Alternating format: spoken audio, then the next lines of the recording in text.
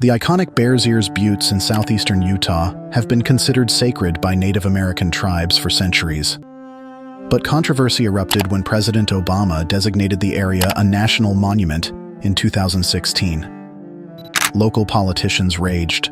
President Trump soon slashed the monument by 85%. The dramatic saga spotlights clashing views over power, land rights, and protecting America's past. Join us as we will dive into this compelling story of Bears Ears National Monument, Utah. The Bears Ears region of southeastern Utah is a landscape unlike any other, with red cliffs, juniper forests, high mesa tops, and cultural history etched into its sandy soil. For many generations, Native American tribes like the Navajos, Hopis, Zunis, and Utes have considered this area sacred. Bears Ears contains an incredibly high density of significant cultural sites that connect modern indigenous people to their ancestors who lived here centuries ago. The area's human history stretches back thousands of years. Archaeologists have found ancient tools, ceramic shards, ancestral Puebloan ruins, baskets, jewelry, and rock art panels scattered throughout the region. These artifacts and sites offer glimpses into the lives of ancient basket makers, cliff dwellers, foragers, and hunters who made this harsh but beautiful land their home. According to tribal elders, Bears Ears is part of the spiritual origin story of the Navajo people. Navajos believe this landscape, with its tall buttes, stony spires, and scrubby vegetation, marks the boundary where the first Navajos emerged into this world. Generations have made pilgrimages here to gather medicinal herbs and pine nuts, deposit offerings like turquoise, and commune with the spirits of their forefathers.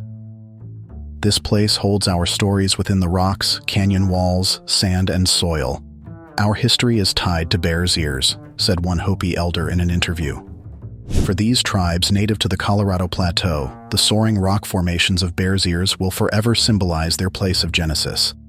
But for decades, these sacred sites faced threats from those unaware of their significance. Starting in 2010, tribes with ancient ties to the Bears Ears region began collaborating to protect it. They witnessed off-road vehicle damage, looting of artifacts by pot hunters, and destruction of ancient Puebloan sites. Without a formal land designation in place, no regulations stopped grazing permits from impinging on petroglyphs and ruins. No one could halt fossil fuel companies from exploring new wells that industrialized areas once quiet and pristine. So the newly formed Bears Ears Intertribal Coalition began meeting with Utah state leaders, holding ceremonies on the land and advocating for wilderness preservation. Their goal?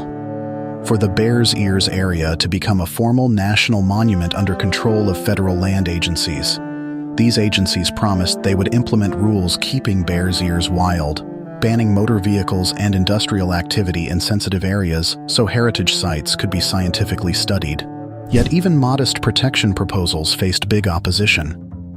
In the American West, struggles over land use go deeper than arguments between environmentalists and polluting industries.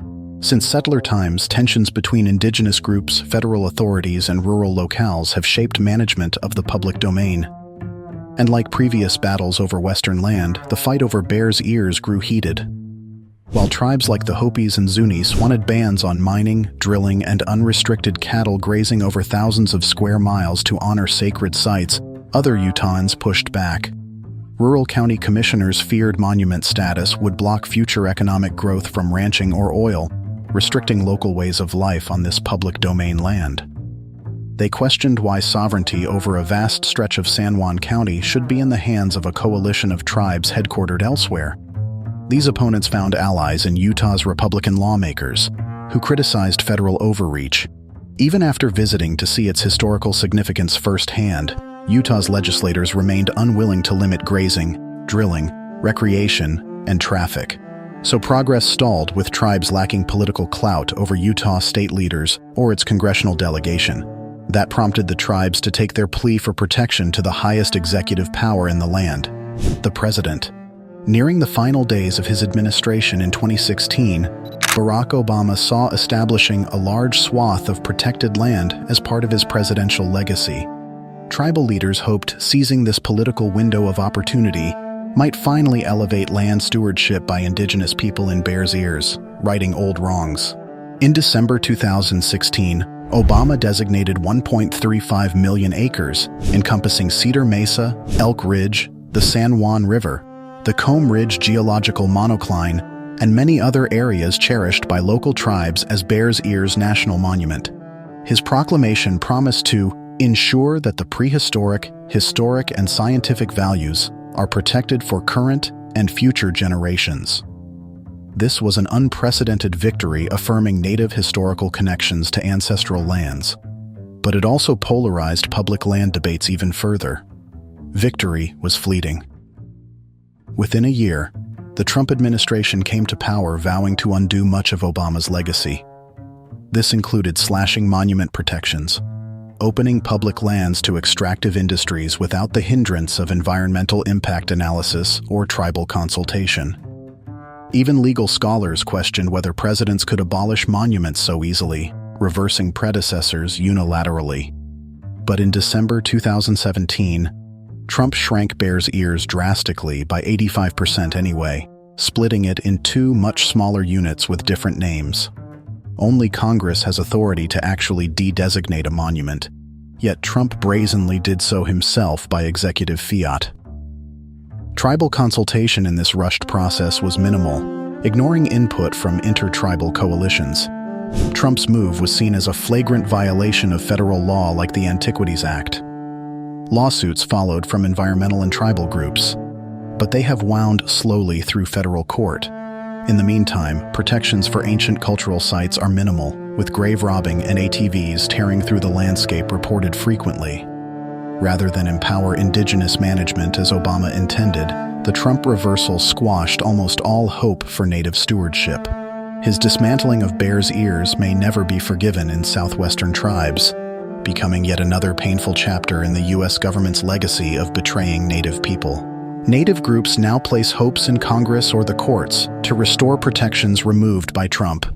Legislation sponsored by House Democrats in 2021, titled the Bears Ears Act, proposes re-expanding the monument to even larger than Obama's boundary. And in late 2022, a U.S. District Court ruling found Trump's actions illegal, though appeals continue at higher courts. Still, the Bears Ears region remains contested, its cultural fate hanging in limbo. Perhaps saddest of all is realization that throughout this political tug-of-war between federal administrations, Utah's state leaders and Native tribes, the actual land itself suffers. Lack of management and solidified boundaries for lawful recreation mean that damage persists by OHVs, vandals, or those who don't understand this place's meaning. Sacred spaces grow more despoiled each season, erasing Native history while politicians argue. And that's wrap-up of the twisting tale of Bears Ears National Monument. Have you witnessed the iconic Twin Buttes? Would you explore the ancient cliff dwellings? Share your thoughts in the comments below, and don't forget to like and subscribe to Archaeo Trek to reveal more stories where past and future collide on the American landscape.